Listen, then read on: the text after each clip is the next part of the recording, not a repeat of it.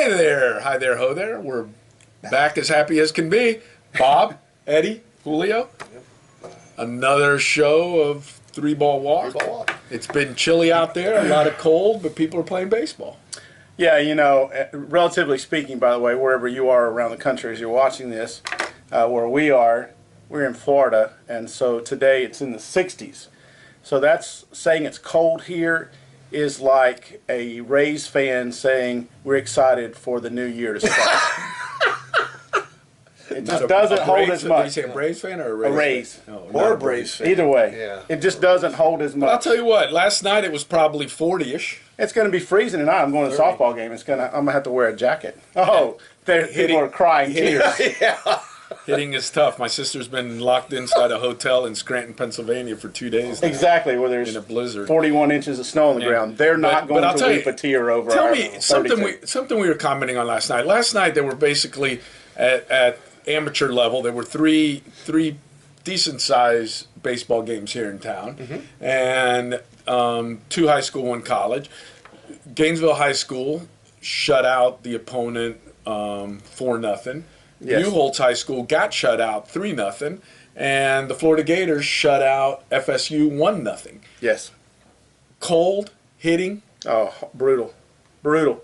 You cannot. But you don't feel it until after you make contact. No, that's not true. Why 8 runs scored in 3 games yesterday across the city of Gainesville. Well, I mean, those people who play in cold weather might can get more used to it than you are. But I told you last year, the first game I ever played in college, we started out, I think it was something like 35 degrees when we threw the first pitch, and in the low 20s. Well, you think pitchers would be stiff and couldn't? Well, yeah, but Why? But Why is it? And I know, I know you're absolutely right. The bats but are why? the bats are dense. The ball is dense. The air is cold. It doesn't travel, and so when you get a pitch on the inside handle that normally you might get over the shortstop, you're lucky if you get it to the pitcher's mound. Chase DeMichael got a He got a hold of it. Crushed it. If you hit it on the sweet spot, it'll still go. But the problem is you don't hit many on the sweet spot, and every time that you go up there, it hurts every pitch you foul off. And so you're anticipating the next pitch just a little bit. And I don't care who you are. When you get a stinger on the inside of your hands, And it takes 2 or 3 minutes before you feel your fingers. Did you watch the game last night, or? No, we had an event here, so I saw you see it? highlights. I saw the highlights. Check swing. Gators win on a blooper. check swing blooper. The double to get on base was Yeah. a poke. He crushed it, and Yeah. then a little bloop in the outfield scored the run. Sometimes that happens, and I still don't think that team hits well enough to go far. And I said it before we started the season when we had our discussion that I just don't think pitching, they're going to be phenomenal, but I don't think they're going to hit well enough to go deep into. They might make it to Omaha, but I don't think. But they there's have a going to shot to win. come the one time when your starters give up 3, And you're done. and you're going to need to score. Well, that's what's happened in the 5 games they've lost. They've been in every one of those games, Right. but they just couldn't. They couldn't score a run, and you can't have. You can't shut out everybody. Unless it's you're cold. unless you're the women's softball team, and they've had 15 shutouts out of 23 games. So almost everybody. Do you think as a season progresses for any team, college or pro, that if you're in a hitting slump, as the Gators appear to be right now, that you can hit your way out of that, or do you think that's something that just kind of lingers all year long? No, you can hit your way out of it. I think somebody once famously said, and I don't remember who said it. I'll give credit to John Kruk because I heard him say it. A slump is only as long as the next starting pitcher. Yep. And I said that too. You said that too? Which is true. I mean, if you run up against a guy who's not throwing it very well, and all of a sudden you go 3 for 3 or 2 for 3, and the top of the lineup goes 8 for 10, now suddenly they think they can hit, and the next guy who throws BBs doesn't matter, they can still hit. I mean, if you can hit, you can hit, and sooner or later your mechanics come back. It's just a matter of thinking. Because I don't know what he said. The saying, by the way, is momentum in baseball is as good as your starting pitcher. Because we talk about the Gators for a minute, I'm looking at a guy like J.J. Schwartz, who just seems to be completely lost, and you wonder, can he get out of it? Well, here's the deal, and if local radio guys have been talking about it here all the time, and it's a real thing. If you watch teams with lots of guys who think they're going to be drafted, when they become draft eligible, they hit a draft eligible slump. Because what they try to do is pull everything out of the they yard. try to hit 20 home runs in the season so that they can elevate their draft status. When you were being drafted and looked at and projected based on what you were doing anyway as a gap-to-gap hitter. And most scouts don't really care what you do. As one scout told me about one player, I hope he hits 235 this year for the Gators, because that way we get him at a lower round. And they knew they were going to draft him, and they drafted him. And he made it to the big leagues. Didn't last a long time, but he made it there. And I think that's what's happening with a lot of these guys who are juniors. It happened with the class that had Matt Laporta and those guys in it when they went as sophomores to the World Series, came back the next year, couldn't hit a lick because all the guys who were hitting doubles were trying to hit home runs, and they were popping up to the outfield. And do you find the same thing conversely happening with pitchers? Do they go through the similar thing if they draft eligible? I don't think they do. I think pitchers don't do that because so much of what they do is they're just doing their thing. You know, they're not going to have to throw the ball by people. They just have to get people out. And that's what they've been doing their whole life. And now all of a sudden they're not trying to do something different. And when I was in college, my last year, our coach came to me and said, well, you know, I want you to hit more home runs. And I was a number 2 hitter my entire life. And I'm like, Coach, I'm a number 2 hitter. I'm not going to, you know, I'm a gap-to-gap guy. I'm going to keep my numbers up. I'm going to be on-base average is going to be good. But you want me to hit home runs, then I'm going to get out more than I hit. And I said, plus, we need to have a fence if I'm going to hit a home run over it. You know, if it's 397 down the line, which it was, 397 down the line. I'm not. You're kidding. not going to be hitting. You're not going to hit many home runs in that park, and so you know we never did. And I'm like, oh, you know, And now you're the home run hitter. now I'm supposed to be a home run hitter. So I increased my average to 1 that year. Speaking about a lot of offense, balls going over the yard and everything. Yeah. Last year, the Boston Red Sox won 93 games. Yes, they did. All offense. This year, they picked up a few pitchers in free agency. We're going to talk about American League first. Is that who we? I thought that's Sure. where we were headed to. Absolutely. Let's go This then. week, American League. I see David Price going to start the season on the DL. Yep, that's All of a just where I sudden, was going. You add one, Yeah. and you lose one. And does David Price make? You know, if he doesn't make it back, I mean, who knows when he's going to get back? Be back by? That's a big loss for Red Sox. Can they win 93 games again? And who's going to be their competition in that division? I don't know if they can win 93 games again, but I was looking at that, and I don't see anybody that is really going to press them. The only team I can think of is maybe the Blue Jays. They lost, But- and Encarnacion Encarnacion is is gone. gone. Yep. I mean, You know, they still got a decent pitching staff. They still got a chance. You know, the Orioles. the Orioles are going to be the Orioles again. The Yankees are going to be the Yankees, and the Rays are going to be the Rays. You know, in that division, I'm looking at it I see going, Boston. I don't see anything changing it. I don't think anybody made significant enough differences and made good enough moves in the offseason to gain on them, and I don't think Boston did anything to lose anything other than Price being injured. Right. And that, you know, we always say that you never know what's going to happen as you go down the road. Injury Who's going to wise. get injured, and that's going to affect everything. You know, if they lose 3 of their pitchers to injuries, then yeah, sure they're going to drop down. But they're a good club, and I think they're going to win it again. I don't know if they'll win 93 games. but I How do think they they'll win. replace David Ortiz? I mean, We don't replace David Ortiz With his necessarily. numbers. You don't replace, but his numbers. There'll be somebody that'll knock him in. I'll tell you. I'll tell you who I really like, and I remember watching him here when they played, and he's going to be in the lineup every day. Is Benintendi, and I think they're expecting big things out of him. Is he David Price? I mean David Ortiz? No, he's not David Ortiz. But again, you got a young guy. Look at what Mookie Betts did last year. Look at they're coming on. Mookie Betts is now a veteran, you know. I think offensively, and they have the core. That's the one thing, even with Big Papi, and the Reds have done that, and here's another plug for Dave Dombrowski. They've been able to bring in a few of the young guys while not losing that veteran presence in the clubhouse and everything like that. And I think that's how you replace them. and looking at the American League East, I mean, of course, the first team you think about when you say AL East is the Yankees. And they, other than getting Chapman back, what did they do? I mean, I really don't see them making any major improvements. I didn't. That's what I mean. And I looked at that division. I did not see anybody that really went out and said, "We're going to counter what they did." And do you think pardon me, do you think that when you see teams not go out and spend the big money in the off season, that might lead to a better trading deadline flurry, or do you think that means that we're just going to spend? Maybe, but you may be so far out of it by the trade That's what I'm deadline saying. that you're Right. that I'll tell no you good. what's interesting, and we went. Remember in a few months ago when A-Rod was here in town, what did he say he wanted the Yankees to do? Get younger.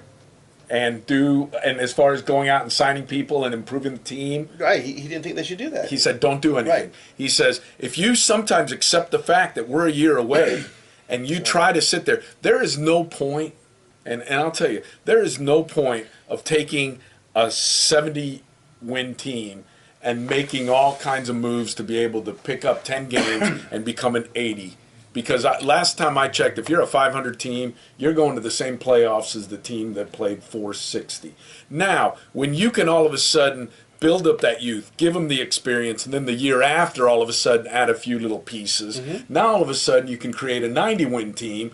That's when you make that move. But there's really, it's very difficult. And I'll tell you who I learned it, again, Dave Dombrowski. Dave sat there. When did he sign Kevin Brown, Alex Fernandez, Bobby Bonilla for the 1997 World Series run? And that's why they said, oh, the Marlins bought a World Series. No, they waited until the team, the Renterias, those guys were up and developing, and then all of a sudden, let's get the few pieces. But the year before, there was no need to do that, because why take a bad team and make it decent? That's true, and I get that point. But then why do you, if you're the Yankees, why do you get Chapman? Because he's available right now. Sometimes you have to make a move on somebody that you're thinking a year or two down the road to lock them in so Right. somebody else doesn't. But I'll tell you the one thing with Chapman's not taking at-bats away from these young guys who you want playing every day. No, now, all of a sudden, if you have a Sanchez and you want him to play and get another, but he's not quite there yet, and you go out and sign a free agent that plays the same position, and now Sanchez isn't getting his at-bats, Yeah. then you hurt the future. So do you I think don't think anybody- Chapman's doing that. Go ahead, I'm sorry, go ahead. You think anybody else in? Let's move. We need to move on to the other divisions. Who do you think has made any kind of moves in the Central to catch the Indians? I really thought it was a very quiet winter for baseball. I honestly did. Well, adding Encarnacion. That was huge. That was And big. the Indians did enough to catch Yeah. the Indians. I mean, Right. That's what I mean. That- The I mean, Indians. that improved. I look what at the team Central. What team was the best? The Indians. Indians. What team got better? The Indians. Indians, That's right. what I was looking at the Central. I'm like, who in the Central even made an Nobody. effort? And again, it wasn't like the Indians were this juggernaut last year. I mean, none of us picked the Indians to make a run. Nope. Nobody kind of saw that coming. They were, second, third, fourth team. Yep. And I wonder who's that second, third place team. And looking at it, can Detroit do anything to close the gap? I'll tell you, no. And the interesting thing with the Tigers is you keep well, here's Verlander, and here's the Verlander we know, and he hasn't quite there, and he isn't quite where he was 5 years ago, but this year he should be healthy and he should be back, and he's not. This year he should be healthy and he should be back, and he's not. And eventually you realize he's not going to be the Verlander he was. Verlander he was, not. and they still haven't. It's like I'm hearing, well, this year Verlander doesn't have any injuries, and that's what I've been hearing for the last 4 years. And if you have that, even if you have a healthy Verlander, is that enough to make up the 8 games I think they were behind last year? Right. Can he win 8 games And more look at than he that won team. last Look year? at that team. If you hold on to Porcello, if you hold on to right. to Schertz, or if you Yeah, they held on to Verlander. they held on to the wrong one. They held on to the wrong one. Sometimes that happens. And then out west, I don't really see anybody catching Texas. No. I just didn't see anybody make enough splash. And you never know. Young guys develop, and suddenly the light comes on, and you have a year where they all play up to all-star level. Right. Suddenly, and so anybody can come on that. And I think if there's any team along there, it's your favorite team, the Houston Astros, that you always want to. I like the Astros. You always want to lift They're them young. up, but I don't know that they're ready yet. Again, I don't know that they're ready to Dallas make a Kutcher. run. I mean, in this day and age, and it's at every level. We talked about it. 1-0 Florida over FSU last night. It's all about pitching, and that's where you need to build. And you can do a lot of things. You can be like the Red Sox were last year, hitting the best hitting team in baseball, and But only one they watch team the plays World at Fenway, right? Right. Yeah, and eventually, but here's the whole point: is you need pitching because the visiting team at Fenway is playing in the same field as well. True, and if that were not the case, then Colorado should win the National League every Sure. year, and they don't, because you still have to pitch in it. But you can build, if you build your lineup around the ballpark, where you get a lot of guys, lefties that are going to pull the ball, righties that are going to yank it off the wall, and lefties that can go the opposite way and flip it off that wall, you can have a pretty good offensive squad. And in the West, with the Angels, do you see them trying to do anything, or do you see them eventually saying party ways with Mike Trout because they're not going to try? I mean, look at the Angels. I mean, like Pujols has that monster contract they're going to be paying for until the day he dies, and what do they do with somebody like Trout? And they didn't make any improvements at all this year. Yeah, I mean, eventually Trout's going to get frustrated, I think, and a competitor always wants to win. I don't care how much money he's making. At some point, you got enough dollars. And they did it. And I'll tell you, in their defense, Arnie, I think it's Moreno or whatever, the Angels owner, they tried. They went out and paid big money for Hamilton. They paid big money for Pujols. They did. They tried to put those pieces, and it just didn't work. It didn't work. You know, it really didn't work. They And tried. now Hamilton signed with the Rangers and then got released. Or is he? Because I haven't seen. I haven't think seen it. he's in the minors with them. I think. Is that what If they you know, did? let us know. I think he's in the minors. I haven't seen him. I've watched a few of the Rangers games and everything, and I know he had gone back to him, but Yeah. I don't know if they released him or if he's gone I'm or not if sure. he's playing. Okay. So who do you got? Who do you got winning the AL? I'm going to go with Cleveland again. Again, I knew you were headed that way. I think they're going to win it That's again. good. I'm Hopefully, Andrew Miller doesn't have to face the Dominican Republic. Or exactly right. doesn't have to face Tim Tebow, so he hits him again. Yeah.